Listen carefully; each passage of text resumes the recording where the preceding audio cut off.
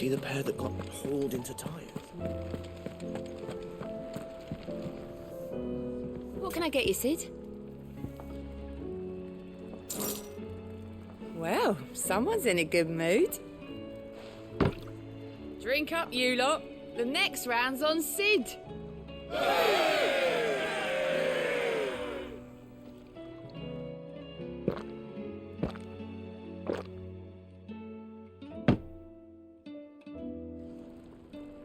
Oh, you're not leaving already, are you?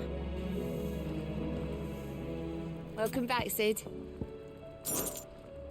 As if setting our people free wasn't enough. Good news, everyone.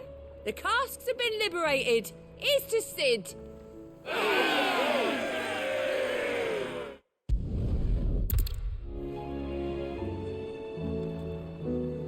You look like you could do with a drink. That's what we like to hear. Knock 'em back, everyone. Sid's buying.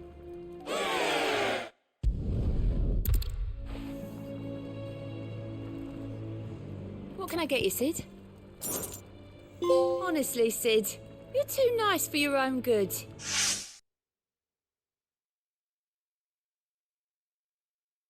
Do you hear that, ladies and gents? The next round's courtesy of the realm's most benevolent outlaw.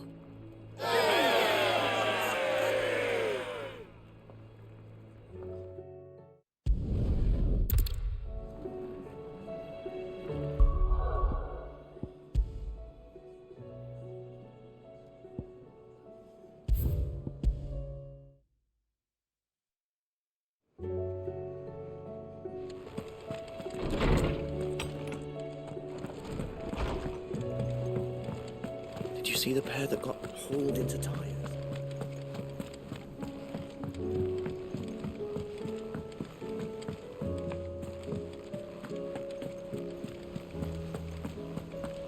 Did you see that? Tell me you saw that. What are you making them skies? Otto, how fares the realm? The realm? Oh, she's just fine. As long as you look past the fat storms out mother crystals and her skies are a roiling cesspit. And Gav? He's with your uncle in the Free Cities, helping Mid with her project. Sent an owl their way the moment the winds turned foul. Still waiting on a reply, though. Do you have any good news? Well, that depends on your definition of good. All right, fine. What do you suggest we do? Oh, no, I'm just a messenger. I leave the scheming to those more suited to the task. Could be that Lady Vivian and Old Tomes have their own thoughts on the current state of things. Could be that they don't. It certainly can't hurt to ask. I suppose not.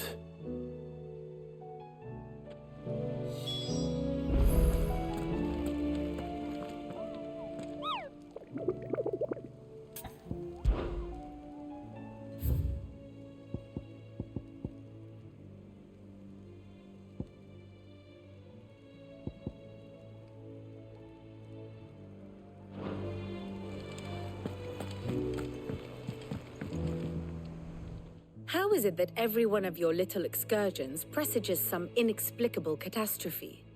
Not that you are to blame for the Dominion's fate. No one could have predicted the actions of the Crown Prince. I'm sorry I couldn't save your home. My countrymen are stronger than you think. A few toppled clock towers won't break their spirits. They'll be back on their feet in no time. I hope so. Look at us. Bluer than a pair of bog crabs. Tempting though it may be, sulking will not help us find a solution to this mess. You believe there's one to be found? I don't know. But I am certain we're more likely to find it if we first examine the facts.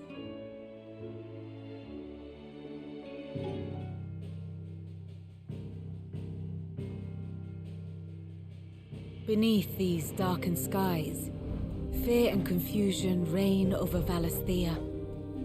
Oh, the lands around the fallen mother crystals had already begun to wilt for want of ether. But not like this. Crystals that filled wells and fueled furnaces. Now nothing but pretty shards of rock. And those that hang from the people's necks cast nary a glimmer of light to keep the dark at bay. It is only a matter of time before the common folk convince themselves that the end of days is upon us. Yet I fear a swift end is more than we can hope for. While most of the world thirsts for ether, the remainder drowns in it, spawning Akashic in droves. And amidst the hordes of mindless beasts, with magics as like to fail as function, even the strongest nation would falter. Rosaria and the Iron Kingdom teeter on the brink of collapse, while the tragedy in Twinside has all but paralyzed the Holy Empire. Dalmekia fares little better. Rumor has it the ministers fled the capital after the fall of Drake's Fang, leaving their beloved republic to crumble. Waloed, meanwhile, moves in earnest. The Einherjar has been sighted off storm. The world, in short, is in chaos. It would seem our civilization was nothing but a castle of sand, to be washed away at the whim of the waves.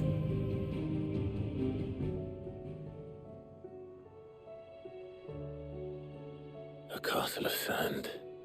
Not my best flourish, but it seemed fitting. The reports I've received are considerably more blunt in their appraisal. Without the protection of their nations, it will fall to the people to defend themselves against those who would take what is theirs. Which is only ever going to end one way. Defending a farmhouse against a band of chocobo thieves is one thing, but pitchforks and palisades will do little to stall an army's advance. Should the King of Waloed deign to invade, there would be none to stop him. None but us.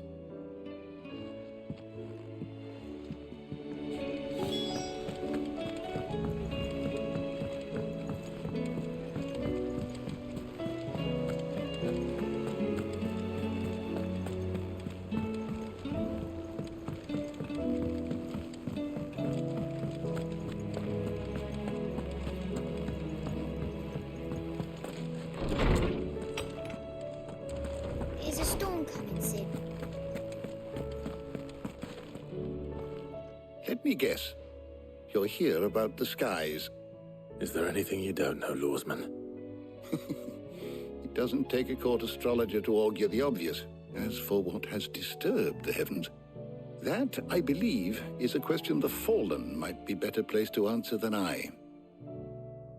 And on the 6th day did the gods tear the sun from the firmament, visiting darkness upon their prideful sons and daughters. But I dare say you remember your childhood lessons on the sins of Zemeckis only too well. You think they're connected? That Ultima was one of the gods responsible? Well, he has certainly exhibited powers that we mortals would associate with the divine. There is nothing divine about him. But he wouldn't be the first god of whom that could be said, now would he? Yet for all the fairy tales that tell of the sins, there is almost nothing in the way of actual historical accounts. Had I the Journal of Moss the Chronicler, I may have been able to tell you more, but alas, I fear all remaining copies have been lost to time. You will forgive me, I hope? Certainly not. Because there is nothing to forgive. Even without this journal, you've provided us ample wisdom. And we will always be grateful for it. Perhaps Otto will be more inclined to share his thoughts when he hears what the others had to say. Good morrow to you, my friend. I don't believe you've read this particular chapter before.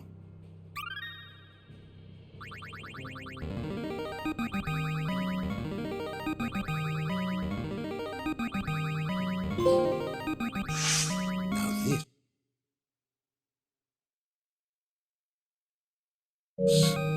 believe you will find most interesting.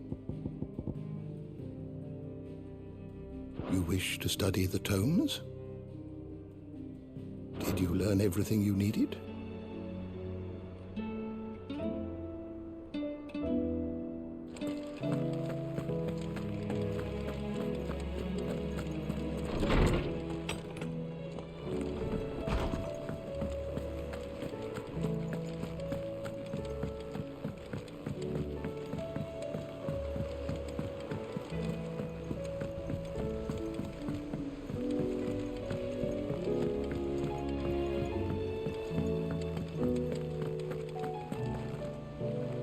Clive, we have a problem.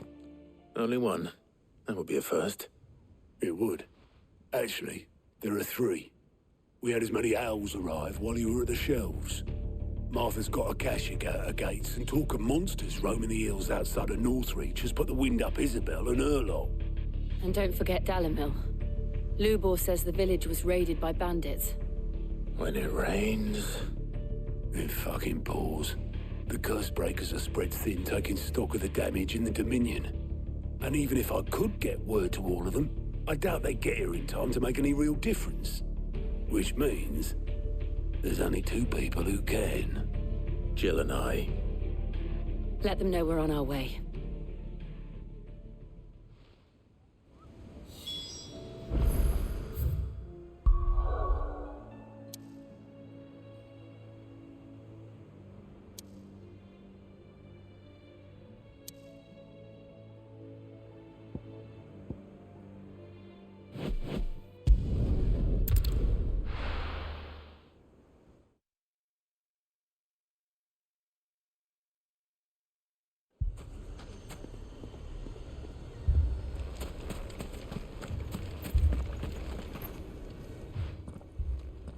Sid! Your new companion appears much more formidable than your uncle. Should I be worried?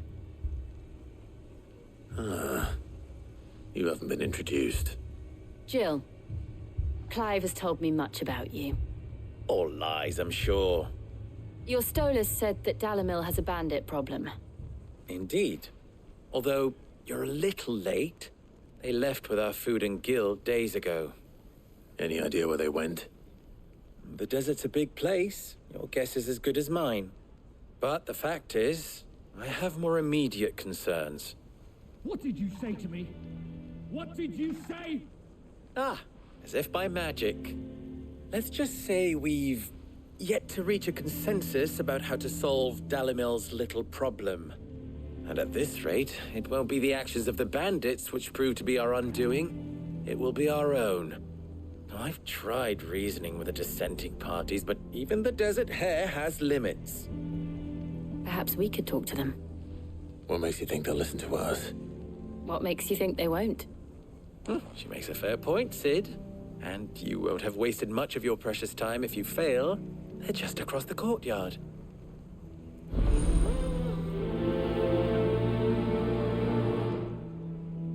Suppose we just follow the shouting.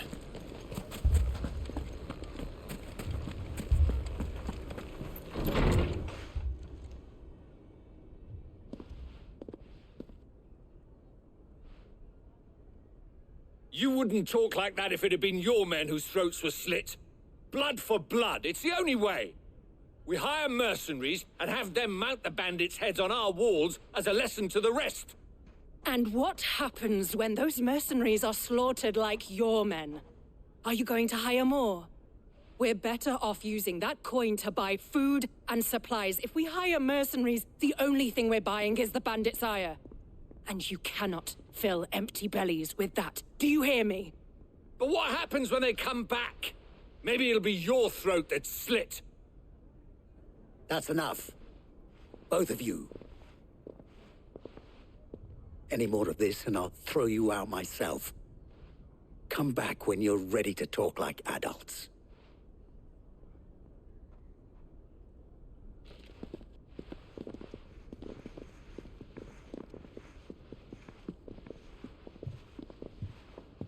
Viktor.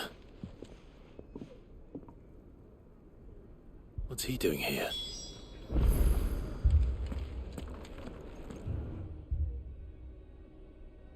Sid.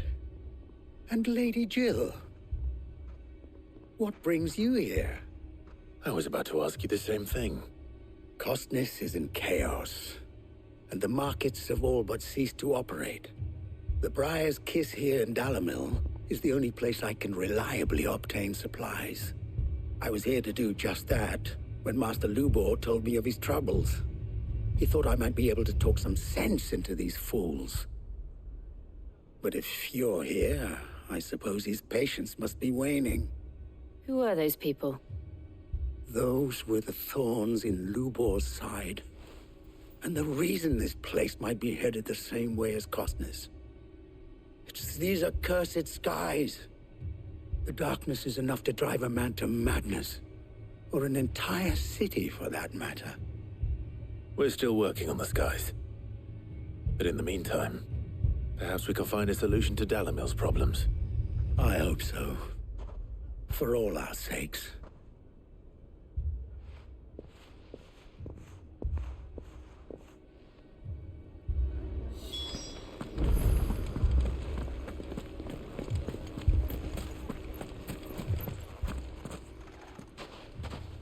So, you see my predicament? What I saw was a room full of people who were angry and afraid. And with good reason by the sound of it. But if left to smolder, that anger and fear could set the entire town alight.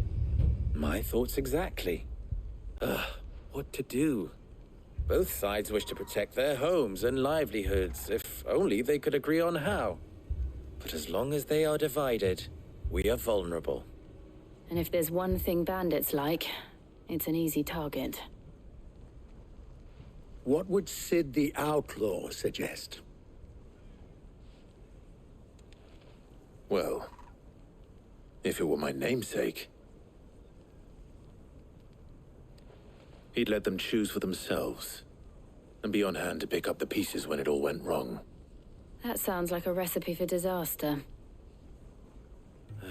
A recipe for disaster is precisely what it is. But perhaps that realization would be enough to make them question the ingredients. While it's plain neither Konrad nor Natalie will countenance the other's proposal, it may still be possible to make them doubt their own. Before presenting them with a third option. And that would be? To pool our resources and save the city ourselves. Why fight each other? When all that fear and anger can be directed at the bandits. It appears we have a plan of action. Viktor, pay Konrad a visit. See if you can't convince him of his folly. I'll speak with Natalie. As you wish. Your faces are not well known in this town. That may prove useful. Don't worry, Viktor and I will do most of the talking. You need only play along. Play along? What he means to say is yes.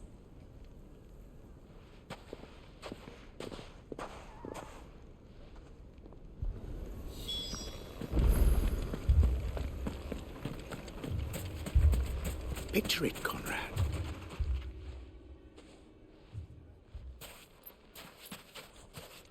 Ah, here she is. The Lady of the Spear herself. Konrad, may I introduce you to Jane, commander of the Red Wings, the oldest mercenary guild in the Free Cities. A pleasure, my lady. The pleasure is all mine. As I told you, I summoned the commander here from Canver to inquire about a contract. Viktor says you told him no. That there aren't any men left to hire. Is that true? True as the crystals cracked. Nobles came and claimed every last one worth his salt. And not just from us Red Wings. You know of the 7 high houses. There must be 2 swords assigned each one. Granted, we have a few boys left. If it's boys you're looking for. Well, Konrad, are you saying that Dalimil's finest cannot defend this town better than a gaggle of unblooded striplings? That a band of beardless youths could better avenge the deaths of your brave men than you yourselves? Absolutely not. We'll show those bastards who they're dealing with.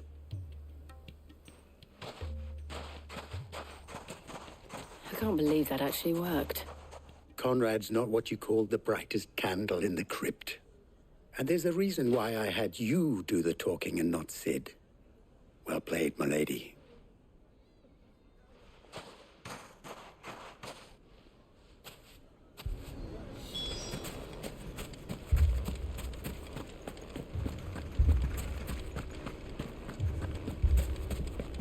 My shop. If I had my pickaxe, I would... I mean, it may still be possible to buy something. Ah, here he is now. Natalie, allow me to introduce Lord Underhill of Randalar's prestigious League of Merchants. Lord Underhill. At your service. Underhill? I was just telling the good lady of our conversation, my lord, and how you were lamenting the state of the capital's stores. Lubor says that not only are the granaries almost empty, but that war and the Blight mean this season's harvest won't be enough to fill them for winter. Indeed, certainly that is the case. The nobles in the capital are buying up the city's stocks of barley and wine, driving the prices higher than most commoners can afford. It is only a matter of time before the peasants revolt. It is worse than I thought. If what Lord Underhill says is true, I fear we have little hope of supplementing our stores, meager though they regrettably are. And while I applaud your endeavors to dissuade our more bellicose citizens from seeking vengeance, I sense Konrad is not wrong in his assessment of the bandits' likely return. Which means that now, more than ever, we will need to secure what little we still have. Food, weapons, herbs, everything. If our humble town is to endure not only this hardship, but those that are certain to follow, we must stand united. All right. If it will help to protect my home, I'll do it. But you needn't have gone through this charade.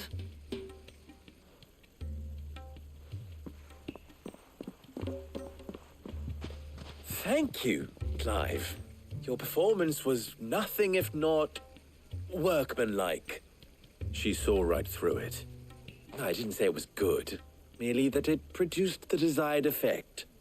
Now, my scouts should be returning shortly. Meet me back at the Briar's Kiss, and we shall see what we face.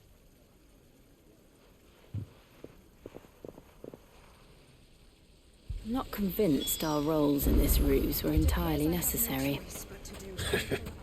I don't know. Konrad seemed quite taken with you. Mummy, I'm scared. Oh, I'm ruined. Good news, Sid. Both Konrad and Natalie have somewhat gracefully accepted their new roles. With time, they may even learn to... Time no longer appears to be the luxury it was before lunch. I take it your scouts found the bandits. Technically, it would be the bandits who found my scouts. It appears they march for Dalimil as we speak. All of them. You're not serious. They don't just want food, they want the whole damn town.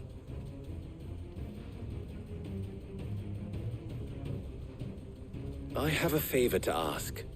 I'm told the bandits march in two groups, one from the south and one from the desert, in a move doubtless intended to stretch our already gossamer-thin defenses. Very well. Jill and I will meet those from the desert. But what of the rest? The rest, my friend, the city shall fight. Together. The stakes, I concede, are high. But if this does not unite Dalimil, nothing will. That is a lot of faith to put into those who had their hands around each other's throats but a moment ago. Then it will be for us to see that their hands are kept occupied. And I do mean us. I thought you might say that. We'll hold them off for as long as we can. And we will do the same.